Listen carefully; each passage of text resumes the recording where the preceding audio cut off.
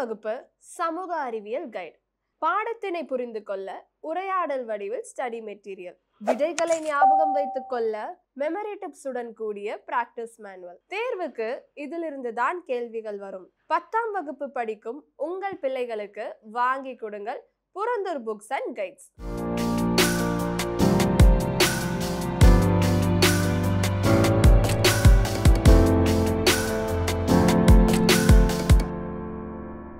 உங்களை ஒரு நடிகராக குரூம் பண்ணதில் எந்தெந்த டைரக்டர்களுக்கெல்லாம் முக்கியமான பங்கு இருக்குது? ஃபஸ்ட்டு திங் நாகா சார் கூட நடித்தது.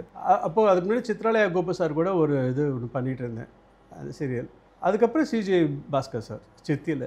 ஏன்னா அவர் என்ன பண்ணார்னா, எனக்கு இந்த லொடலொடன்னு பேசுகிறது இது தெரியும். அந்த கேரக்டர் வந்து நீங்கள் சித்தி பார்த்துருந்தீங்கன்னா உங்களுக்கு தெரியும். அதில் நான் ஒரு ஃப்ராடு பண்ணுவேன். அந்த கேரக்டர் வந்து பேசுகிறது தான் அது. பிரேக் டு பிரேக் ஒரு சிங்கிள் ஷாட்டில் போவோம் சார், ஒரே ஷாட்டில் ஃபுல் ஓகே அப்படின்னு முடிச்சுட்டு போவார். அப்போ அவர் சொன்னது என்னென்னா, அருள்ராய் சார் தான் அதில் இருந்தார். அவர்கிட்ட சொன்னார், இல்லை தம்பிக்கிட்ட வந்து இந்தந்த முக்கியமான வார்த்தைகள்லாம் வேணும்னு சொல்லிவிடு, அவன் பார்த்துப்பான், ஃபில்அப் பண்ணிப்பான். இது பார் எனக்கு இது வேணும், எனக்கு இந்தந்த வார்த்தை வேணும், அப்புறம் இவங்களை கிண்டல் பண்ணுற மாதிரி ஒரு கமெண்ட் ஒன்று வேணும், அது வேணும், இந்த மாதிரி கீவேர்ட் சொல்லிடுவார். மற்றதெல்லாம் டைரக்ட் பார்த்துக்கோ. அந்த ஒரு ஃப்ரீடம் கொடுக்குறாங்க அப்படின்னு சொல்லும்போது அது ரொம்ப பெரிய விஷயமா இருக்கும். கூடுமான வரைக்கும் எல்லா சார் இப்போ அந்த இதுவே இல்லை சார். எல்லா ஆர்டிஸ்ட்டும் ஒன்றா உட்காந்து சீன் பேப்பர் படிச்சுட்டு அப்புறம் ரிஹர்ஸ் பண்ணிவிட்டு அதுக்கப்புறமா கேமரா முன்னாடி போகிறதுங்கிற அந்த ஃபார்மேட்டே இப்போ இல்லை சார். அவங்கவுங்க ரூம்லேருந்து வராங்க, அது என்னடா அது இப்படி இருக்குது அப்படிங்கிற மாதிரி இருந்தது. பார்க்கும்போது சிஜே பாஸ்கர் சார் நிறைய எனக்கு வந்து அந்த ஃப்ரீடம் கொடுத்து பேசுகிறது. அதுக்கப்புறம் அண்ணாமலையில் கமிட் ஆகும்போது இதில் வந்து நீ ஒரு பிராமின் ரோல் பண்ணுவேன், ஸோ அப்பப்போ ஏதாவது ஸ்லோகம்லேருந்து ஏதாவது சொல்லு, அப்போ அது கொஞ்சம் தெரிஞ்சு வச்சுக்கோ, நிறைய இது பார்த்து வச்சுக்கோ அப்படின்னு. சரி ஓகே சார் அப்படின்னு சொல்லிவிட்டு அதுக்கு அங்கே வந்து இந்த ரெஃபரன்ஸில் இல்லைடா நானும் சரண் காம்பினேஷனும் வரும், எஸ்பிபி சரண் காம்பினேஷனும். அப்போ சொல்லும்போது இல்லை இதுக்கு தான் அப்போ சொல்லியிருக்கா அப்படின்னு சொல்லிவிட்டு ஏதாவது ஒரு ஸ்லோகம் ஒன்று சொல்லிவிட்டு அதோட அர்த்தம் என்ன தெரியுமாடா இதுதான் இவ்வளோ அப்படின்னு சொல்லிட்டு இந்த மாதிரி இருக்கும். ஓகே அப்படின்னு. ஸோ நம்மளை நம்புகிற டேரக்டர்ஸ் அப்படிங்கிறவங்க இருக்காங்கல்ல. அப்புறம் பார்த்திங்கன்னா Sakthivel sir, SN Sakthivel sir, சின்ன பாப்பா பெரிய பாப்பா, இது மாதிரி நிறைய அவர் கூட ஒர்க் பண்ணும்போது அவருக்கு அது ரொம்ப பிடிக்கும், ரொம்ப கம்ஃபர்டபுளான ஒரு ஆர்டிஸ்ட் அப்படின்னு பிடிக்கும். அவரும் நிறைய காமெடிக்கு இது பண்ணாங்க. அண்ட் திருச்செல்வம் சார் கூட ஒர்க் பண்ணியிருக்கேன், கோலங்கள் ஃபுல்லாக பண்ணேன். அதுக்கப்புறம் மாதவி பண்ணேன். என்னோடய ஸ்டைல் வந்து கொஞ்சம் கார்த்திக் சார் காப்பி அடிக்கிற மாதிரி இருக்குதுன்னு சொல்லுவாங்க சார்.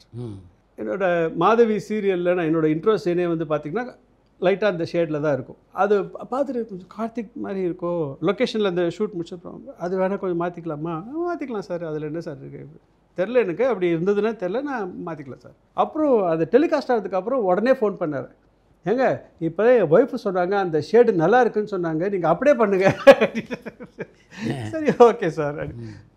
அதே மாதிரி சத்யான ஒரு சீரியல் ஒன்று பண்ணோம் திருமுருகன் சாரோட விகடனுக்கு, அவரோட டைரக்ஷனில். ஸோ அந்த சீரியல் தீபா வெங்கட் நான் எல்லாம் கொடைக்கானலில் தான் ஷூட்லாம் நடந்துகிட்டு இருந்தது. அப்போ பழக்கம். அதுக்கு அப்புறம் வந்து துருப்பிடி குமாரசு அவர் தான் டைரக்ட் பண்ணார்.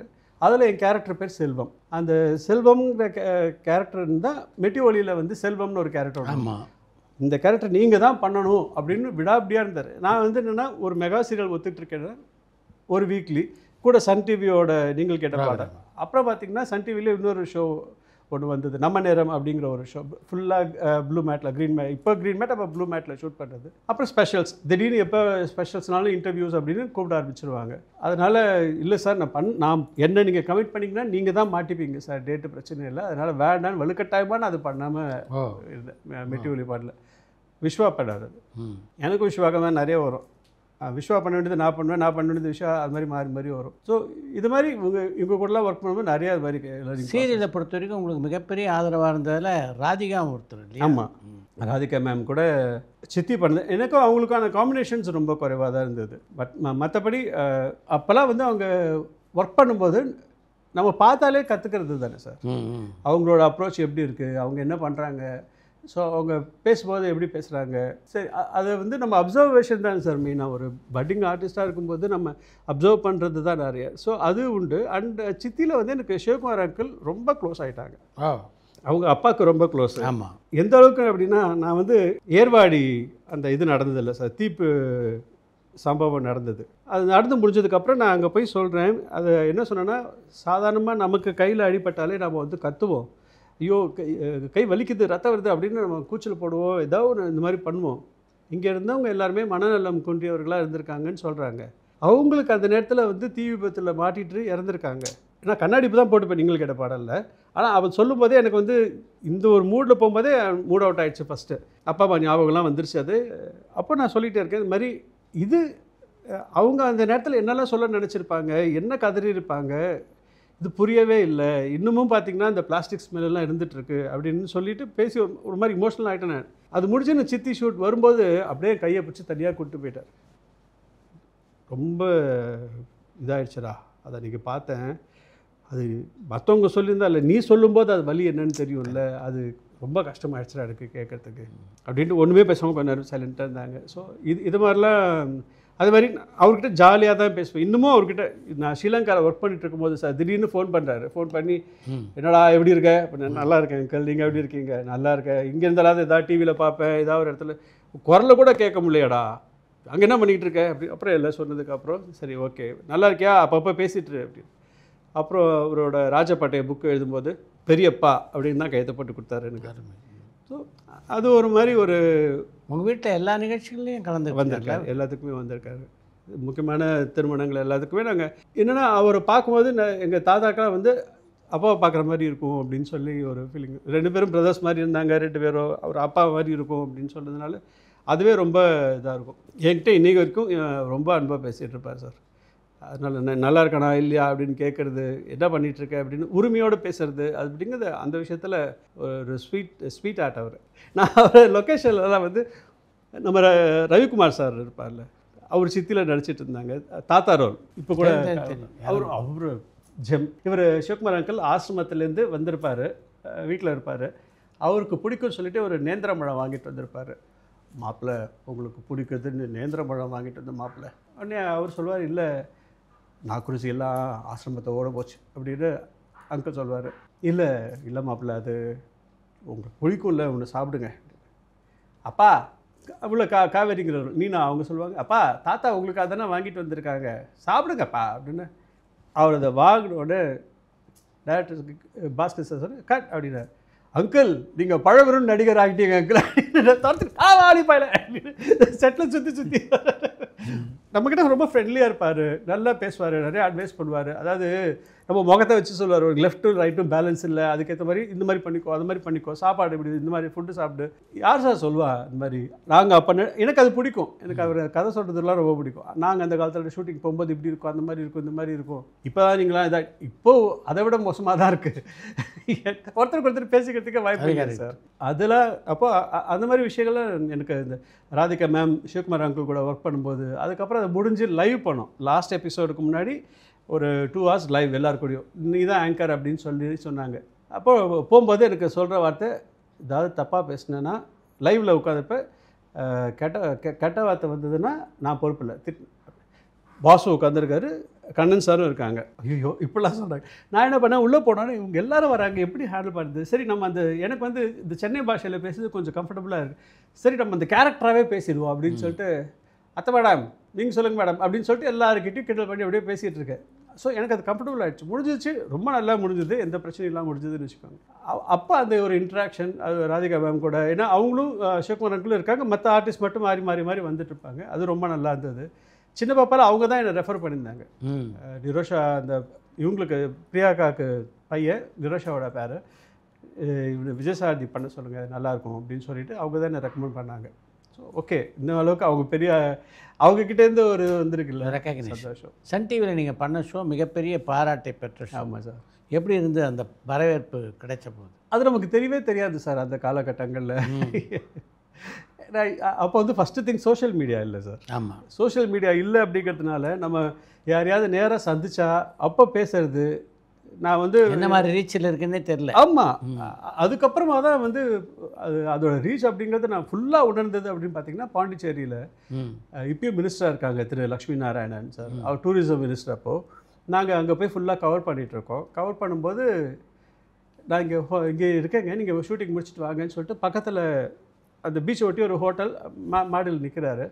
பார்த்தா கிட்டத்தட்ட அந்த ரோடே பிளாக் ஆகிற மாதிரி ஒரு 1000 பேர்கிட்ட கூடியாச்சு, 1000 2000 பேர்கிட்ட கூட்டிட்டாங்க. நடுவில் வந்து நான் ஷூட் பண்ணிகிட்டு இருக்கோம், பேசிகிட்டு இருக்கோம். விஜய் சாதி ஃபோட்டோ கை எல்லாமே இது பண்ணிகிட்டு இருக்காங்க. சன் டிவி விஜய் சாதி அப்படின்னு எல்லாமே வந்ததுக்கப்புறம் தான் தெரியுது, ஏங்க நீங்கள் ஊரில் எலெக்ஷனில் நின்னா ஜெயிச்சிருவீங்க போல இருக்குது அப்படின்னா.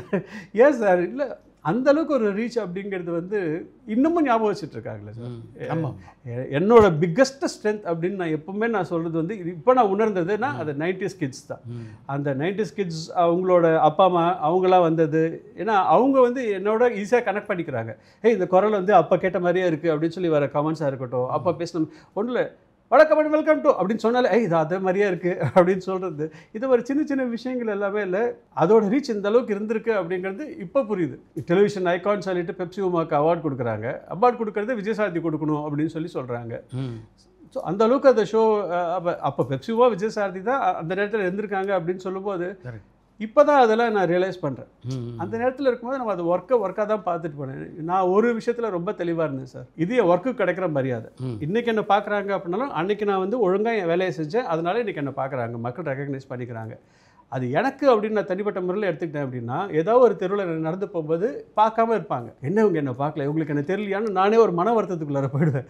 எதுக்கு இது? நம்ம பண்ணுற வேலைக்கான மரியாதை. நம்ம பண்ணும்போது அவங்க வீட்டில் கரண்ட்டு கட் ஆகிருந்திருக்கும், பார்க்காம இருந்திருப்பாரு. இல்லை அவர் நைட் டியூட்டி போகிறவராக இருந்திருக்கலாம், அதனால தெரியாது. இல்லை வேறு ஊரில் இருந்திருக்கும், அந்த ஊரில் சன் டிவி வந்திருக்காது, பார்க்காம இருந்திருக்கலாம். இப்படி எவ்வளோ காரணங்கள் இருந்திருக்கலாம்.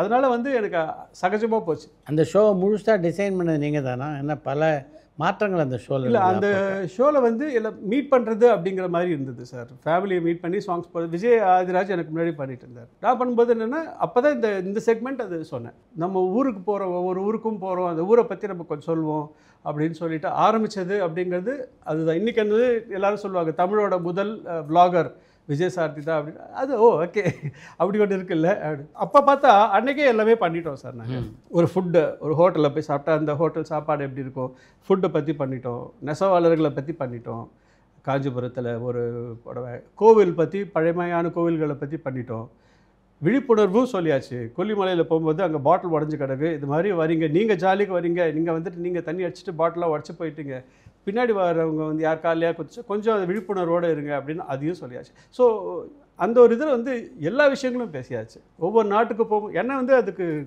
நான் நிறைய படித்தேன் சார். அதுக்காக படிக்கும்போது நான் கண்டுபிடிச்ச ஒரு டெக்னிக் என்னென்னா பண்ட்லிங் ஆஃப் இன்ஃபர்மேஷன்ஸ் அப்படிங்கிறது. நான் அடிக்கடி சொல்வேன், இது நான் படிக்கும்போது எனக்கு இது தெரியாமல் போச்சு அப்படின்னு சொல்வேன் சார். எப்படின்னா இப்போது உங்கள் சொந்த ஊர் எது சார்? ஆரணி, வேலூர். ஆரணி, வேலூர். இப்போ வேலூர் அது மாதிரி மையப்படுத்தி நான் சொல்லணும் அப்படின்னா அங்கே தான் முதல் சுதந்திர போராட்டம் நடந்தது. ஸோ வேலூரில் தான் அதுக்கான ஒரு சதுக்கம் ஒன்று இருக்குது. வேலூர் வந்து ஒரு பரபரப்பு. இன்றைக்கி அப்போது வந்து பார்த்திங்கன்னா நாங்கள் போகும்போது இப்போ இருக்க மாதிரிலாம் வேலூருக்கு தனியாக ரோடு போகணும்னு இல்லை, சிங்கிள் ரோடு வேலூர் போய் தான் போகும், பைபாஸில் கிடையாது. ஸோ வேலூர் வந்து ஒரு முக்கியமான ஒரு இதுக்கு சத்வாச்சாரிங்கன்னு ஒரு பக்கத்தில் ஒன்று இருக்குது. வேலூரை பற்றி நம்ம என்னெல்லாம் முக்கியமான இடங்கள் பார்க்கணும் அப்படின்னா இங்கே ஒரு ஜலகண்டேஸ்வரர் கோவில் ஒன்று இருக்குது, அந்த கோட்டை இருக்குது, கோட்டைக்கு உள்ளே போகணும். இங்கே வந்து ஒரு அந்த இது மக்கன்பேடா ஆற்காட்டில் இருக்க அந்த ஸ்வீட் வந்து இங்கே ரொம்ப ஃபேமஸ். இதெல்லாம் நம்ம சொல்ல போகிறோம் அப்படின்னா நான் வேலூரோட வரலாறு அப்படிங்கிறத வந்து ஒரு பாயிண்ட்டாக வச்சுப்பேன் சார். ஆங்கிலேயர்கள் காலத்தில் இது எப்போ வந்தாங்க, என்ன பண்ணாங்க, அதெல்லாம் ஒரு பாயிண்ட்டாக வச்சுப்பேன். அப்புறம் இந்த டூரிஸ்ட் சம்மந்தப்பட்ட இடங்கள் இதெல்லாம் சொல்கிறதெல்லாம் அது இன்னொரு பாயிண்ட்டாக வச்சுப்பேன். இந்த அப்புறம் இங்கே வந்தோன்னா இங்கேருந்து நம்ம வந்து பக்கத்தில் இருக்க இந்த இதுக்கு போக முடியும், ஏலகிரி. அங்கேருந்து வேலூர்லேருந்து ஜோலாபேட் நடுவில் இருக்குது, அது பிரபலமான ஹில் ஸ்டேஷன். ஸோ அது இங்கே டூரிஸ்ட் ஸ்பாட்டில் இதெல்லாம் ஏலகிரி இருக்குது, இதுக்கு போகலாம். அப்புறம் இங்கே சிறைச்சாலையில் அங்கே வந்து இங்கே ஃபைல்ஸ் எல்லாம் தயாரிக்கிறாங்க, பெண்களுக்கான ஒரு சிறைச்சாலை அங்கே ஒன்று இருக்குது, இதை பற்றின விஷயங்கள் எல்லாம் சொல்ல முடியும். ஸோ இப்படி எல்லாமே பிரிச்சுட்டோம் சார். இப்படி பாயிண்ட்டாக பிரிச்சுக்கும் போது எனக்கு அது ஈஸியாக இருந்தது. இங்கேருந்து உத்திரமேரூர் இவ்வளோ தூரத்தில் இருக்குது.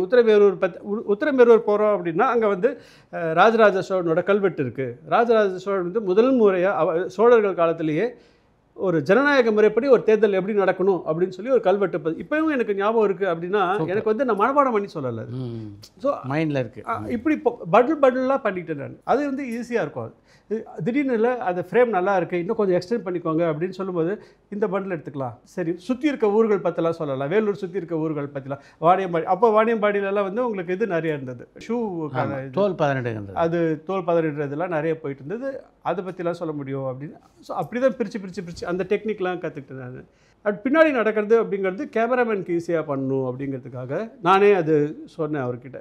அவர் பின்னாடி நடக்கிறது ரொம்ப ஃபாலோ பண்ணிட்டு ஹெவியாக இருக்கும், பெரிய கேமரா. இப்போ மாதிரி இருந்ததுன்னா ரொம்ப ஈஸியாக இருந்திருக்கும். பாக்கெட்டில் கூட வச்சுட்டு போயிடலாம் மாதிரி இருக்குது. அப்போது அதனால் அவருக்கு வேலையை எளிமைப்படுத்துறதுக்காக நான் பின்னாடி நடக்கிறேன் அப்படின்னு சொல்லிட்டு ஆரம்பித்தது. அது அப்படியே ட்ரெண்ட் ஆயிடுச்சு. அந்த நிகழ்ச்சிக்கு கிடைத்த மிகப்பெரிய பாராட்டு எது உங்களுக்கு? சுஜாதா வந்து என்னோட ஆதர்ஷ எழுத்தாளர் சார். யாருக்கு இல்லை? எனக்கு வந்து அவரும் அதுக்கப்புறமா படிக்கும்போது பொன்னியின் செல்வன் ஒரு 5 தடவை படிச்சிருக்கேன் சார். அது அப்புறம் சுந்தர ராமசாமி அவருடைய எழுத்துக்கள் படிக்கும். இந்த மாதிரி புக்ஸ்லாம் படி அப்படின்னு சொல்கிறது இவர் சொல்வார். சிஜே பாஸ்கர் சார் நிறைய படிப்பார். அவர் அந்த படிக்கும்போது இந்த புத்தகம் படி, அது படித்தா தம்பி இது படி அது படிலாம் சொல்வார். அப்புறம் வந்து கி ராஜநாராயணன் புத்தகங்கள், இவங்க எல்லாரோட எழுத்துக்களும் படிப்பேன். ஆனால் எனக்கு என்னமோ ஸ்பெஷல் சுஜாதா சார் வந்து அவர் ரொம்ப ஸ்பெஷல். அவர் வந்து என்ன பண்ணுவார், ஒவ்வொரு வருஷமும் ஒவ்வொரு துறையிலையும் ஒரு டாப் 10 அப்படிங்கிற மாதிரி பண்ணுவார். தொடர்ச்சியாக ஒரு 4 வருஷத்துக்கு அவரோட அந்த டாப் 10ல் சிறந்த தொகுப்பாளர் ஆண் விஜயசாரதி, சிறந்த நிகழ்ச்சி நீங்கள் கேட்ட பாடல் 4 வருஷத்துக்கு வந்தது சார். எனக்கு அது ரொம்ப, நான் ஃபோன் பண்ணிவிட்டு அவர் தான் எடுக்கிறது தெரியாது. வணக்கம், நான் விஜயசாரதி பேசுகிறேன், சுஜாதா சார் இருக்காங்களா? சொல்லுங்கள் விஜயசாரதி, நான் சுஜாதா தான் பேசுகிறேன். எனக்கு என்ன பேசுறதுன்னு தெரில. இல்லை சார், நான் உங்களோட பிக்கஸ்ட் ஃபேன் சார். சரி, இல்லை சார், நீங்கள் எனக்கு இது மாதிரி எழுதிட்டுருக்கீங்க வருஷம் எனக்கு ரொம்ப சந்தோஷமாக இருக்குது அப்படின்னு. ஓகே, இல்லை நீங்கள் உங்களோட உச்சரிப்பு எனக்கு பிடிக்கும், தமிழ் உச்சரிப்பை நீங்கள் ரொம்ப தெளிவாக சொல்கிறீங்க, வேகமாக பேசினாலும் அது புரிஞ்சிக்கிற மாதிரி சொல்கிறீங்க, உங்களோட நினைவாற்றலும் எனக்கு அது பிடிச்சிருக்கு அப்படின்னு சொல்லிட்டு அது ஒரு பெரிய விஷயம். நிறைய நடிகர்களோட நம்ம சந்திக்கும் பொழுது ஒவ்வொருத்தரும் அதை பற்றி பேசியிருக்காங்க. நீங்கள் சச்சின் படம் பார்த்தீங்கன்னா அதில் பிரேக் இன்டர்வலுக்கு முன்னாடி see you after a break அப்படின்னு சொல்லுவார். அந்த பிரேக் வந்து நீங்கள் கேட்ட பாடலாம் நான் பண்ண ஆரம்பித்தது.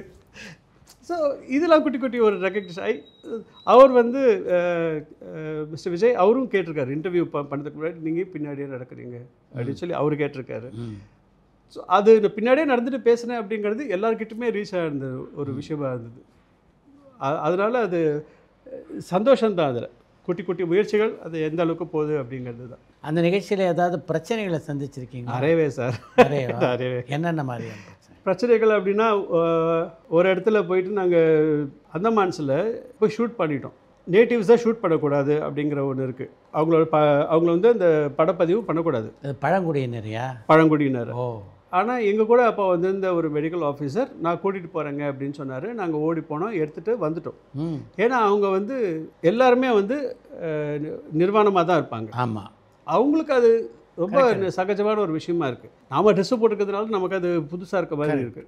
அப்போ தான் திரு வாஜ்பாய் கூட சொல்லியிருந்தாங்க, அவங்கள வந்து தொந்தரவு பண்ணாதீங்க, அவங்களா வாழ விட்டுருங்க, நாம் வந்து அவங்களுக்கு அவங்கக்கிட்டேருந்து நாம் கற்றுக்கிறதுக்கு தான் நிறைய இருக்குது அப்படின்னு சொல்லியிருந்தார்.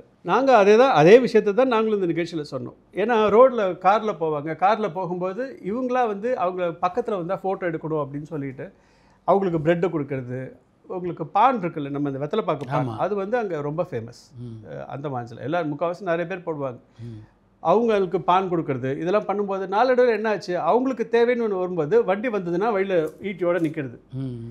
அப்போ இவங்களே நிறுத்தி கொடுக்க ஆரம்பிக்கிறது அப்படின்னு பண்ணாங்க. ஸோ இதெல்லாம் சொல்லிவிட்டு நாங்கள் ஒன்று எடுத்துகிட்டு வந்தோம். இந்த மாதிரி அவங்க லைஃப் ஸ்டைலை மாற்றாதீங்க, அவங்க கலாச்சாரத்தை மாற்றாதீங்க, அவங்கள தொந்தரவு பண்ணாதீங்க, இந்த இதில் போகும்போது நீங்கள் கூடுமான வரைக்கும் வண்டியை நிறுத்தாமல் போடும், இதெல்லாம் சொல்லியாச்சு.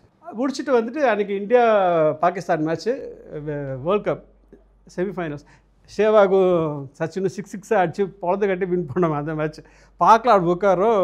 எங்களுக்கு அங்கே லோக்கல் போலீஸ்லேருந்து இங்கே போய் எங்கே எடுத்தீங்களா, ஏன்னா எங்களை கூட்டு போன மெடிக்கல் ஆஃபீஸருக்கு பயம் வந்து அவரே சொல்லிட்டார் போல இருக்க, இந்த மாதிரி எடுத்திருக்காங்க அப்படின்னு. அப்புறம் நாங்கள் எடுத்துகிட்டு போய் காமிச்சோம், இதான் சார் எடுத்துருக்கோம், தப்பாக எதுவும் சொல்லலைன்னு. ஓகே, இது ஓகேங்க அப்படின்னு சொல்லிட்டார். ஏன்னா நம்ம அவங்கள வந்து எக்ஸ்ப்ளாய்ட் பண்ணுறோமோ அப்படின்னு நினச்சிக்கிட்டாங்க. நம்ம அவங்கள பற்றின ஒரு நல்ல ஒரு விஷயம் சொல்கிறோம் அப்படின்னு சொல்லும்போது பரவாயில்ல அப்படிங்கிற மாதிரி சொல்லிட்டாங்க. அது மாதிரி நடந்திருக்கு. இது மாதிரி சின்ன சின்ன விஷயங்கள் பிரச்சனைகள் அப்படின்னு சொல்லும்போது எங்களுக்குள்ளார சமயத்தில் வரும். என்னோடய டேட்டு பிரச்சனை வரும், நான் புதுசாக ஏதாவது ஒரு ப்ராஜெக்ட் கமிட் ஆவேன், அப்போ தான் வந்து ஏதாவது டூர் போகணும் அப்படிங்கிற மாதிரி இருக்கும். ஸோ இந்த ப்ராஜெக்ட் விட்டு போகும். ஸோ அந்த இதெல்லாம் இருக்கும். அப்புறம் ஒரு கட்டத்தில் நான் ஒயிட்லேயே தான் இருப்பேன். ஏன் என்னை ஒயிட்லேயே காமிக்கிறாங்க, நான் அப்போ இதுக்கு நான் இங்கேயே வந்து டப்பிங் பண்ணிடலாமே அப்படின்னு சொல்லி தெரிஞ்சிருக்கோம். அது பெரிய பிரச்சனையால ஆச்சு. அது நான் இங்கேருந்து அவ்வளோ தூரம் போகிறேன் சார், இத்தனை நாள் ட்ராவல் பண்ணுறேன், நான் ஒயிட்லேயே இருக்கேன், அப்படி எதுக்கு சார் ஒயிட்டில் இருக்கேன், என் முகமே தெரிய மாட்டேங்குது, குரல் மட்டும்தான் கேட்குது, அதுக்கு நான் இங்கேயே உட்காந்து டப்பிங் பண்ணிடுறேனே அப்படின்னு சொன்னதுக்கப்புறம் அது சார்ட் அவுட் ஆச்சு. ஸோ இது மாதிரி சின்ன சின்ன யூஸ்வலாக வரக்கூடிய மிஸ் அண்டர்ஸ்டாண்டிங்ஸ் அதெல்லாமே இதாக இருக்கும். ஆனால் எல்லாத்தையும் தாண்டி ஒரு ஜாலியான ஒரு டீமாக போவோம், ட்ராவல் பண்ணுவோம். அதில் வந்து ரொம்பவும் ட்ராவல் பண்ணுறதுன்னு பார்த்திங்கன்னா ஹரிஹரன் அப்படிங்கிற அந்த நிகழ்ச்சி ப்ரொடியூசர், அதுக்கப்புறம் மாரி, அப்புறம் மணி அவங்க கேமராமேன் அவங்களாம் இந்த இதுதான் ரெகுலராக போயிட்டு வந்துட்டுருப்போம். நிறைய கற்றுக்கிட்டோன்னு வச்சுக்கோங்களேன். ஒவ்வொரு ஊருக்கு போகும்போது இப்போ உதாரணத்துக்கு இன்னொரு தடவை போனீங்கன்னா நாங்கள் ட்ராவல் பண்ணிகிட்டே இருக்கோம் சார். அப்போது வந்து பாமகவோட மறியல் கரெக்டாக விழுப்புரம் இந்த திண்டிவனத்தில் அவங்க பிளாக் போட்டுவாங்க. எங்கேயுமே இப்போ ஜிஎஸ்டி ரோடுக்கு அப்போ வேறு ரோடே கிடையாது. அவங்க உட்காந்துருக்காங்க, என்ன பண்ணுறதுன்னு தெரில, அப்படியே திரும்பி போகலாமா, ஷூட்டிங் கிளம்பியாச்சு, அதை அவங்கள கிராஸ் பண்ணி போகணும் அப்படின்னு. அப்போ என்ன பண்ணேன், நான் வந்து வழக்கமாகவே ஒரு ஆர்வக்கோளாறு. நான் பாட்டுக்கு எங்கே போனோம் நீங்கள்? நாங்கள் வந்து அங்கே லாகாக கிளம்பிட்டோம், மதுரை திருச்சி அது மாதிரி கிளம்பிட்டோம் அங்கேயோ போகிறதுக்கு. இதை எப்படி இருந்தாலும் நம்ம திண்டிவனம் ஆமாம் கிராஸ் பண்ணி தானே ஆர்டிடிஎல் ரோட்டில் மெயின் பிளாக்காக தானே சார், அங்கே முடிஞ்சதாச்சு. இறங்கி போகிறோம். அப்போ வந்து நல்ல வேலை திமுக பாமக ஒன்றா இருக்காங்க, தோழமை கட்சிகள். போன உடனே சார் சட்டு விதி தாங்க, ஷூட்டிங் போகிறோம், போகலாம் சார் நீங்கள் வாங்க அப்படின்னு அவங்களே வண்டிலாம் கடன்னு இது விலக்கி கொடுத்து வழி ஏற்படுத்தி கொடுத்தாங்க. அது சமயத்தில் அது மாதிரி விஷயங்கள்லாம் நிறைய நடந்திருக்கு. பலரை வந்து பேட்டி காணக்கூடிய வாய்ப்பும் சன் டிவி நீங்கள் பணியாற்றி கிடைச்சி. அந்த பேட்டிகளில் உங்களால் மறக்க முடியாத பேட்டின்னு எதெல்லாம் சொல்லுங்கள்? ஒவ்வொன்றுமே சார், ஒவ்வொரு பேட்டியுமே அது. ஏன்னா நடிகர் சூர்யா வராரு, அப்போ வந்து அவரும் மிஸ்ஸஸ் ஜோதிகா அவங்களோட இது அப்போ தான் தொடக்க காலம் பேசிகிட்டு இருக்காங்க, எல்லாம் பத்திரிக்கைலாம் எழுதுகிறாங்க. என்கிட்ட கூப்பிட்டு தம்பிதுரைன்னு சொல்லுவாங்க. அவர் வந்து பா நீ என்ன பண்ணுவோ தெரியாது, ஆனால் அந்த இதை பற்றி மட்டும் லவ் பற்றி மட்டும் பேசிடாத.